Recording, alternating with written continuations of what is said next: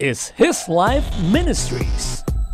His Life Ministries is a Jesus-centered and Bible-based church composed of the networks of children, youth, men and women, committed to glorify God and make disciples. Our process: WIN, bringing the lost to a salvation relationship with Jesus Christ. Each one, reach one. BOND, consolidating believers into the church family for victorious Christian living. Each one, build one. TRAIN, equipping disciples in the vision and values of His Life Ministries. Each one, teach one. SEND, releasing servant leaders to multiply small groups and launch churches to reach the multitudes.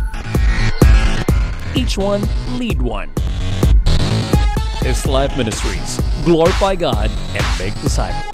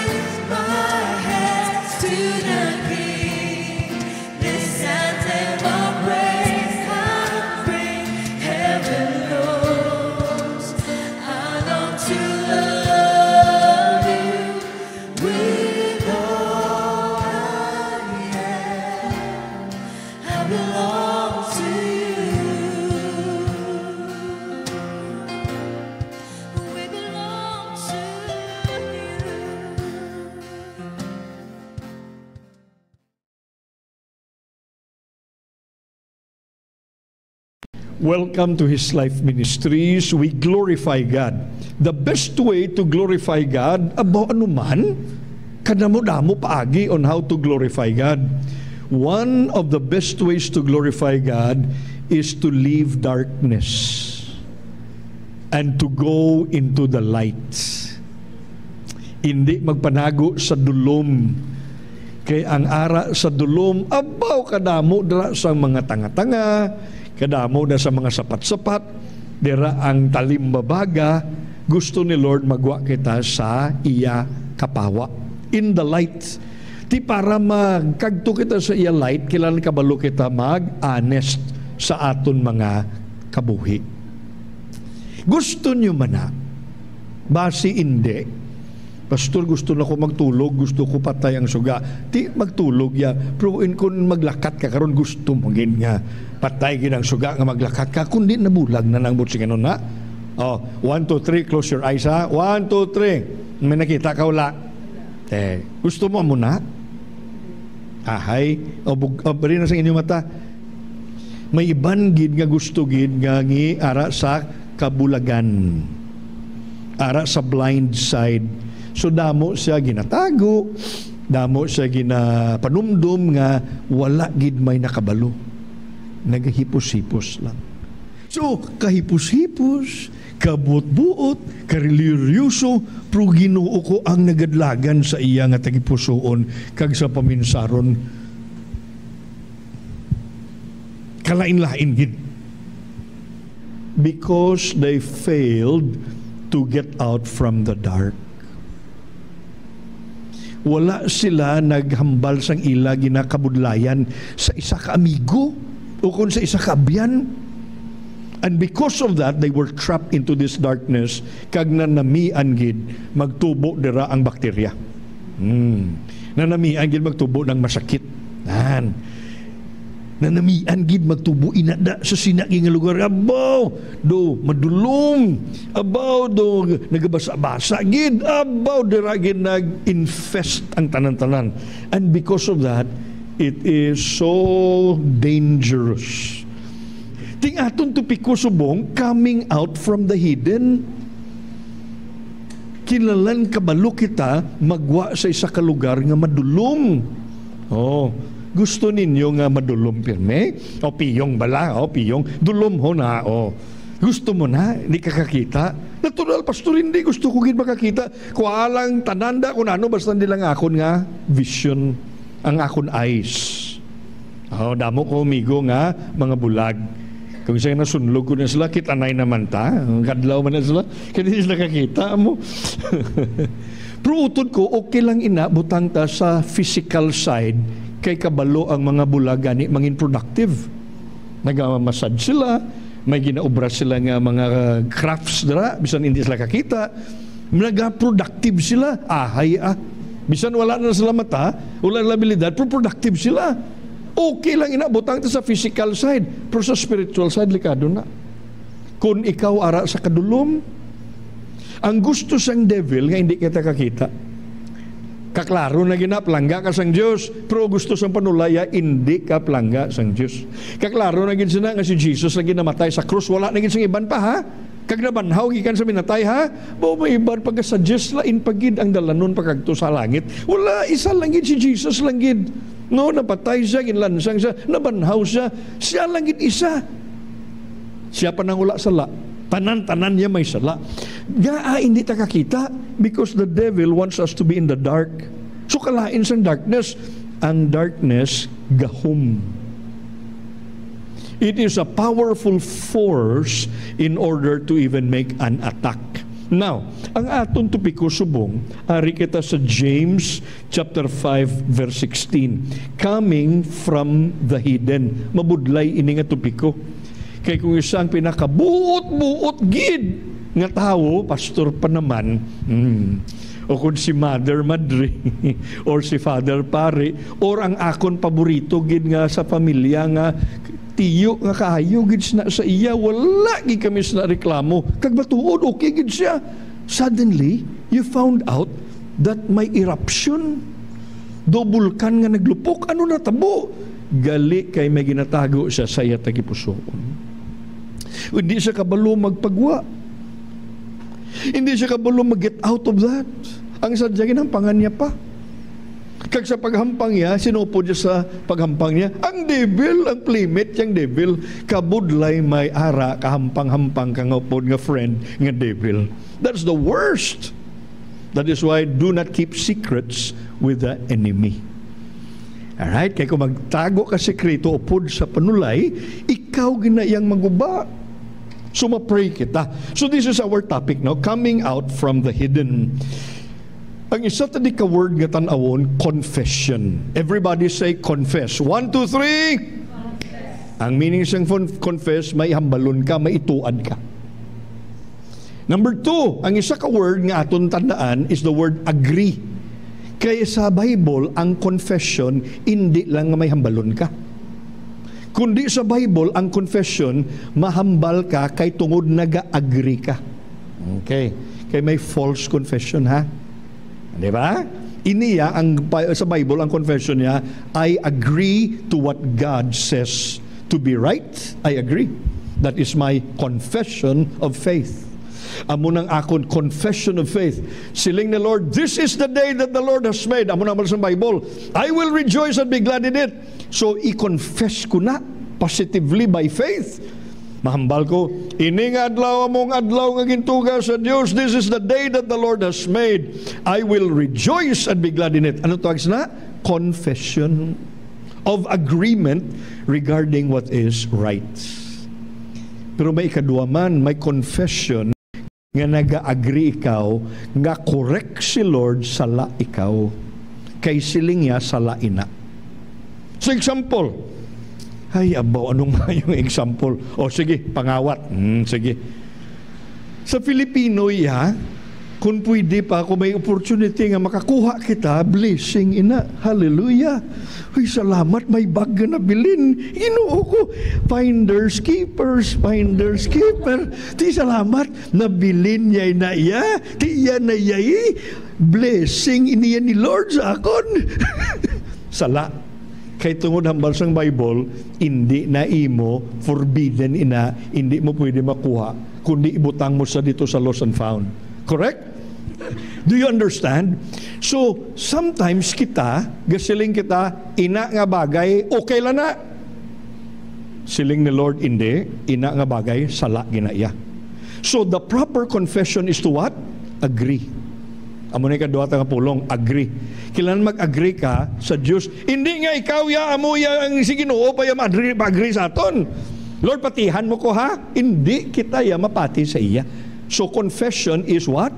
Agreeing with God. If He says it's wrong, I agree it's wrong. If He says it's right, I agree it's right. Okay? So may ginatunan kita din subong. Ari pagid, ining aton confession sang aton mga sayop, may ara na siya ginatawag nga limits. Hindi mo paghambalon ang sala mo sa tanan nga tao.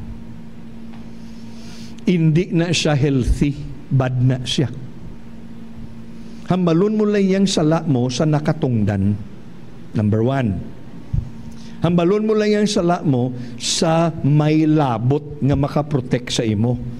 Pero sa isa ka grupo, hambalon mong sala mo, dason ikondenar ka nila, kundi stupido kita. Kundi kita mismo ang naglansang sang aton kauglingon. Huwag ko kasi lang mabutig ka. Ang buot ko siya noon, kung may ara ka, ginapangayuan nga bulig nga kay tungod kabudlay sang kabuhi. Sir, hay ang dito sa kaha bala, inkuha ko gid ang 1,000. Kabalo ko sala gid na. So ginambal niya lang diya sa sinada kay Serya lang. Si Serya pwede makapatawad sa iya, kag pwede man makapabayad siya. Wala na mo gamo. Tama? Pero kung ang balon mo na karon sa bilog nga tao, ba si balon gada nila, kay kakawatan ka, balbal. Si pa, kundi bad, wrong, wala nakabulig sa imo ang imo nga confession. Kilala ng imo confession makabulig sa imo, kay nagagwa ka gani sa dulom, coming out from the hidden. So kung naghambal ka kay Sir, nakakuha ko 1,000, Sir, pasinsay ko, kay nga naglain pamatsyag sa akon isa ka bata. Tiway ko may nakita kung gusto nga kwarta, kuha ko lang anay, kasi ko hulamon, kung pruway ko naglisensya, ti ina, sala, ina siya, Sir, pangay ko siya kapatawad, sige na Mario, okay lang na okay na lang na siya kay may nga masakit manggali. Pero sa liwat, mangayo ka, hindi ka magawa. Kung di ka tahong, ang natabo sang iya confession, nakakuha siya life. May kabuhi. Wala siya napirdi. Kay tungod honest siya. Ang busing niya masuling, ikaw Mariel, masaligan ta ka kay tungod ikaw may ginhambal nga bagay. Next month, i-promote ta ka. Paano mo i-promote ang tao nga nakasala? Kay tungod siya honest. Utod ko pa mati ha, kadelikado sang tao nga wala sala. Kadelikado sang tao nga wala sala. Kung isa sa isa ka grupo, sa isa ka lugar, ang pinakabuot, paano ba ito galing? Ang kasalawayon gid sa tanan-tanan na muna ako. Kaya tungod hindi siya honest. Alright? So, the point is, we have to come out from the hidden. We confess our sins only in the circle of influence. Para makabulig na sa aton. Kung taguon mo to, pwede nga suspitsahan ka. Tama? Kung taguon mo to, pwede mahamper ang operations. Tama? Kagamo. Pero kung ibutang mo siya sa light, you put it on the light, pasigahon mong suga, abaw! Naghirop kag nagnami, nangin honest ka pa, na-promote ka pa. So katahom utod ko sa ginatawag nga, confessing your sins one to another. May counsel ka, may righteousness ka, may kapatawaran pa. May isa diri katawo ho, silingya, nahadlok ako maghambal sini. Baw, ini siya, dako-dako nga soldado. Amerikano. I've flown over 60 missions in enemy territory. Naglupad ko ka 60 times gid kay piloto siya. Sa enemy territory, soldado siya. Linya, I have been to firefights and I had missiles shot at me. Sa babaw daw. May mga missile pa. Isog ko ya. Soldado ko ya. But all that seems so much easier than telling her what I've done, nakasala siya. Tinahadlok siya maghambal sa iya asawa. Kay tungod nagpangbabayi siya. Gahambal siya sa counselor, siya counselor, kabalo ka isog ko bla. Puwerti ko sa agira.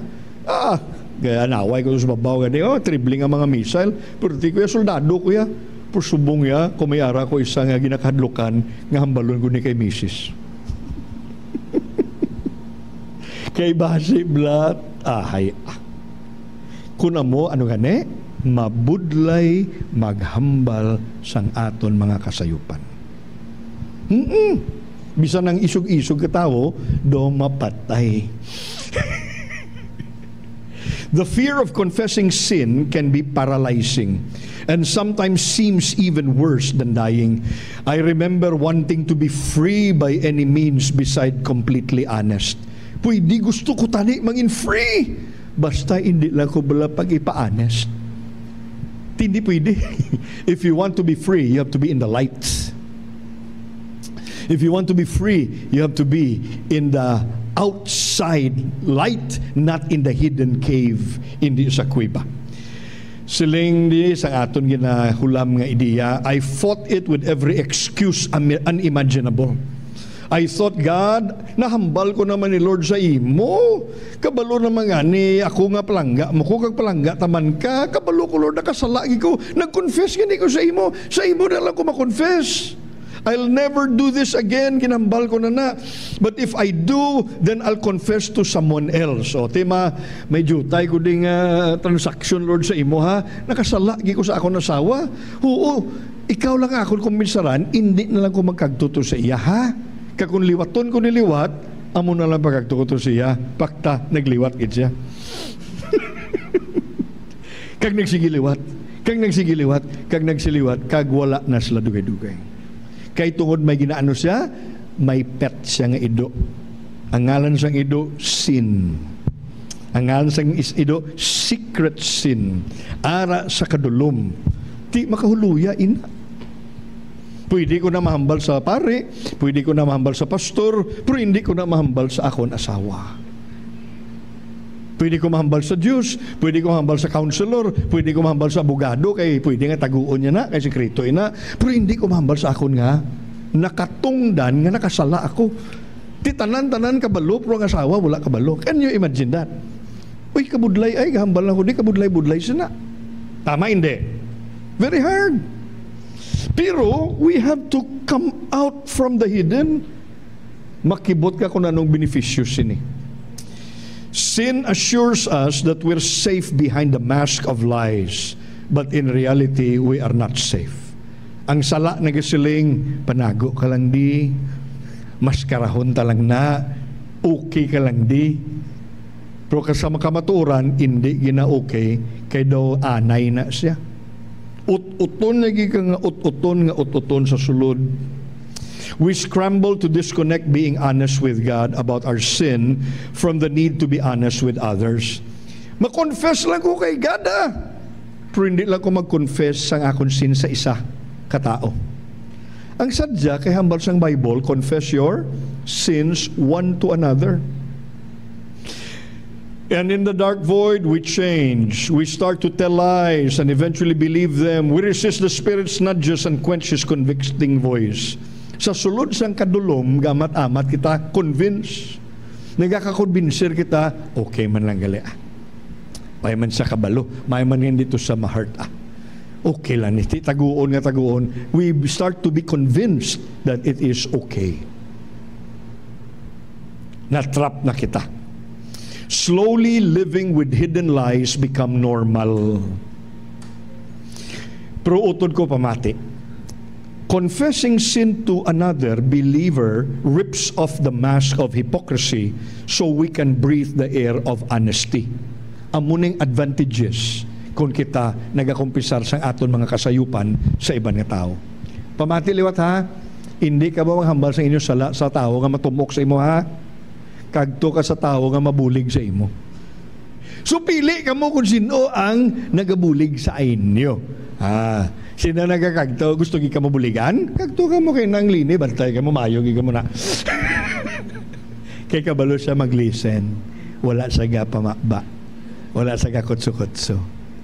Kabalo siya mag-pray. Kakabalo man siya mag-rebuke sa imo. Kag hindi lang na, i-follow up po niya kada following day. 1 day, 2 days, 3 days, 1 week. Kung ikatahom, ang confession is beautiful. Ang confession brings you to the light. Gagwa ka sa kadulom. So kung magkagto ka sa kapawa, may kabuhi. Ginaguba mo ang maskara sang butig.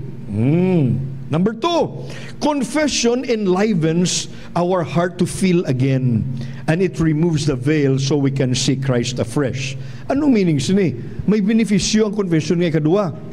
Remember ang verse na James chapter 5 verse 16-17 ha? Confess your sins one to another that you might be healed. Kabalo ka mo kuna, no? Damo ka masakit. Kaya ang ila masakit, halin sa ila sala. Kaya ang ila masakit, halin sa ila ginatago. Dito aran na sulod nga gaot-ot, makibot ka.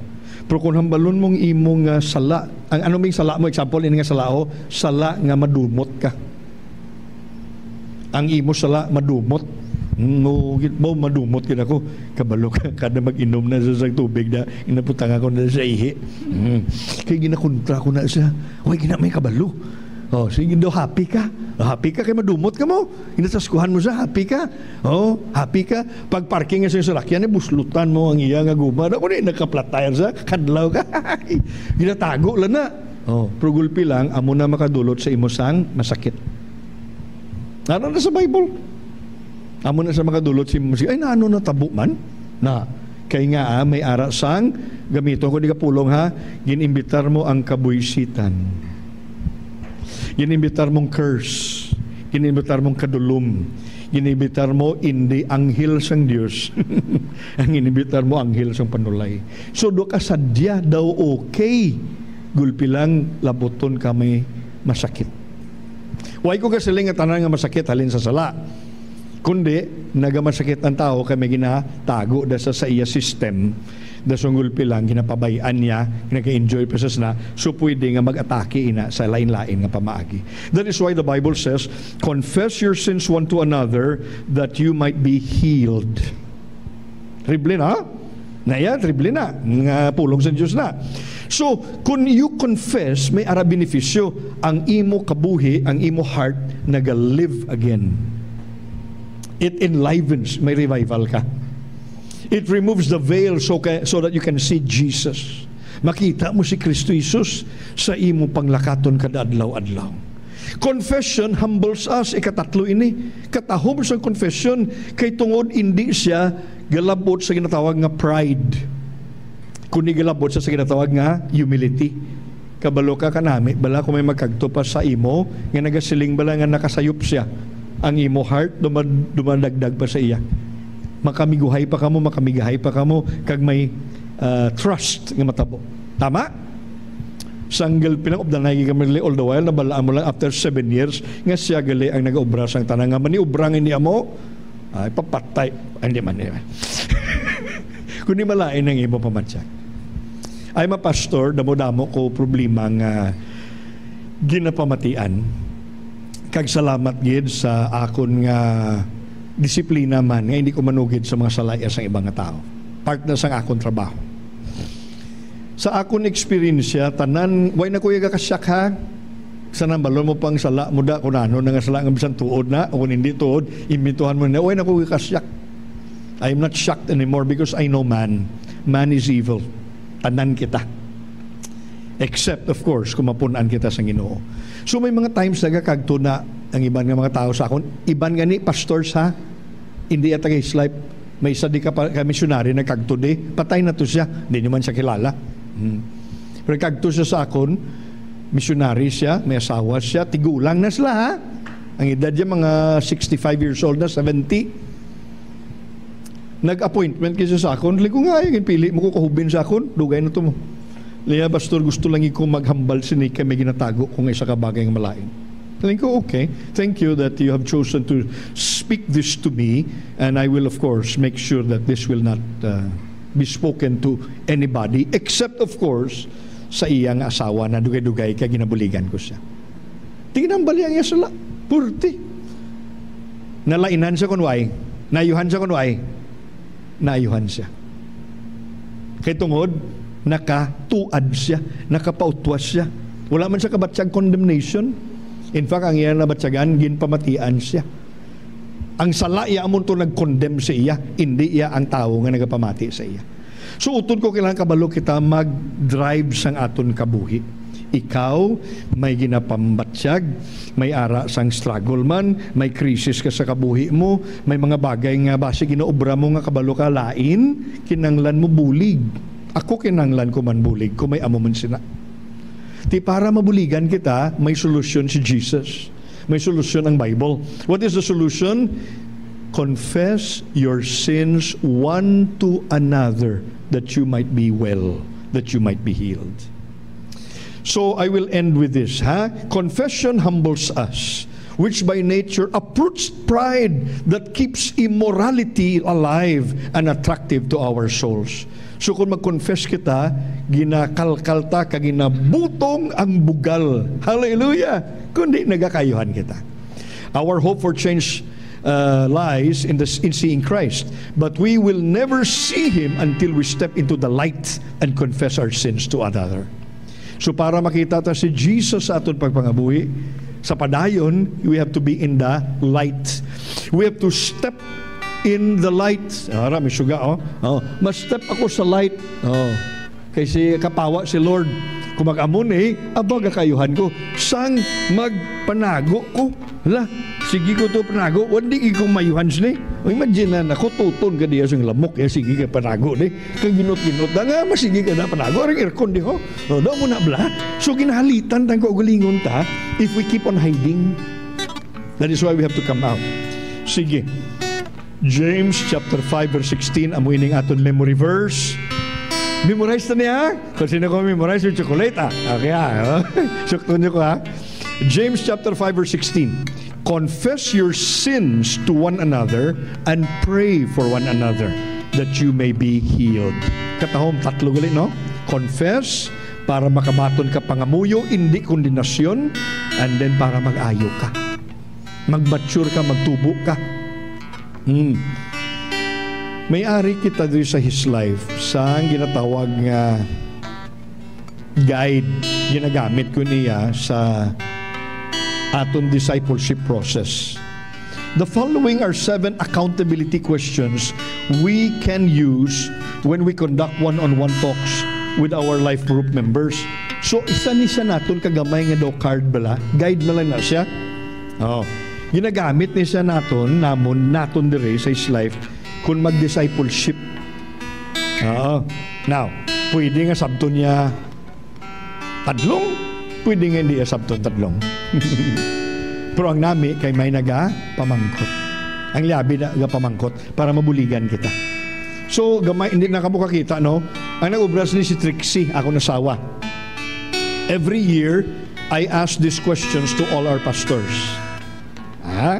Tanan-tanan nga pastor. Pastor Jonas, Glenn, Kuya Eric, everybody. So may time ko na sila nga pita, duata, magata, and then kapamangkot ko mga questions. Pwede answeran nila, pwede man hindi. Pero ang nami, pamangkot, nga aga pamangkot, para tsansa nga masiga ang suga. Pero kung hindi sila magsabat, pagusto sila, kailan man niya diritso, tama? Now, kung hindi sila magsabat, tiara sa dulumi. Pwede man nga wala man kay way magali sa laya, way man kaso Pero karon ko nami ko may ara nga Bert beligi ka Bert kay nga daw wala na kami istoryanan ni misis mo. Pila na ni ka Pila na ni ka tuig. Wala kami gusto. Gawali ka kada Domingo, so wala ka mo gusto na sa asawa mo. Oo, daw ika pulo na ni ka tuig, wala kami. Di ko ni ka nami maprita. Ma-prayta for a miracle. Sample lang na, Sample lang to sa. Kunin ka nami, ginabuligan ko ang tanan-tanan nato nga pastor. Sila by the way, pwede man ka pamangkot sa ako. Kaya kung hindi ka na mapamangkot, likado na. Basi Santo Papa ka na. Okay, basi perfecto ka na. So, kailan namin aragin, pwede ka pamangkot sa imo. Question. Number 1. Kamusta ka physically? Kamusta ang imo pagtulog, ang imo pagkaon, ang imo exercise, ang imo pagpahuway, ang imo recreation? Kamusta ang imo health? Kanami nga question, Uy, ganyan sa laa. Doon ka namin lagi na pamangkot, bala. Baw, dali lagi litli, doon sakit din ako. Nga, aman. Pero perti ka magkaon baboy. Oo, kagkasudlan. Di ko ni ka namin. Sige sa istoryahanay ninyo, may sala gali. Ano kaning sala? Diet man lang Kaya di mas barato. Istoryahanay ka mo kung sa doktor ged. Hindi gusto gid sa doktor ko ni mas mahal. Mahal yung doktor mo. Kung istoryahan ta, barato. At least mabalaan, wala ka gali gatulog. Wala ka gali gatulog. Di pastor, hindi ko katulog kaya kami balay. Sige. Sino yung barkada? Lamok? Okay. Kundi mabuligan tang tao. Kanami mag-istoryahan na Example na siya. Number 2, example How are you mentally? Anong mga libro ginabasa mo? Mga magazine nga ginabasa mo? Anong ginatanaw mo nga sine? Anong ginatanaw-tanaw mo sa internet? Kabalo ka man sa current events? Naglupok na blang bulkan? Kung wala, ano nga bulkan? Kanlaon, may ari na diha? Ati Diyos ko, tapos kikitas ni. Way sa kabalo, may bulkan lidi. Sumido say, layo ang iya kalibutan. Way sa awareness. Hindi siya kabulig sa iya. Komunidad. And on and on and on. So again, what's the point? Sa sininga series natin nga bago sa July, gaban si today. Sa July, tanawon tayo ni siya. We have to come out from the hiding. Mahalin kita to sa kilid-kilid, sa sulok-sulok to, sa kilid-kilid nga mga madulom, hindi man na imo lugar. Ang gusto ni Lord sa imo, lights, way, a place in which you can run free, a place in which you can worship God, a place that you can help others. Hindi nga mapriso ka sa imo tanan-tanan nga kadulom. Hindi na will ni God. Arise and shine, for the glory of the Lord has risen upon thee. Sa Christmas, kinakanta ta kanina, joy to the world, the Lord has come. Oh, the glory of the Lord has risen upon thee. Ang himaya sa Ginoo, ang kapawa sa Diyos nag-abot. Kinanglan, Christmas. Abi, tanong tupad mo kung Christmas, abi, ang itsura, o kung Birni Santo. Abi, tanong. Kaya wisa, Birni Santo kita. Nadalagin, I believe in Birni Santo. Kapati ko sa Birni Santo, ha? Salamat, nga napatay si Kristo. Pero ang itsura niya, though Birni Santo, nga hindi Birni Santo, depressed sa iya. Hindi na na Birni Santo. Way gid siya joy, way gid siya kalipay. Hay tuslukon mo siya, gaula, lain. Bungguan mo siya, kapangakig dason dali-dali. Masalapay mo lang siya, doon gag-iritar ang bilog ng kalibutan. Ay, agoy, kinanglan niya sa revival. Hindi na will ni God nga kada. Ang will ni God that you will have a spring of joy. The Holy Spirit inside of you will burst forth and you become a blessing to the world. Tinga ami supon kay basi may mga bagay-bagay nga kinanglan ta pangayuan.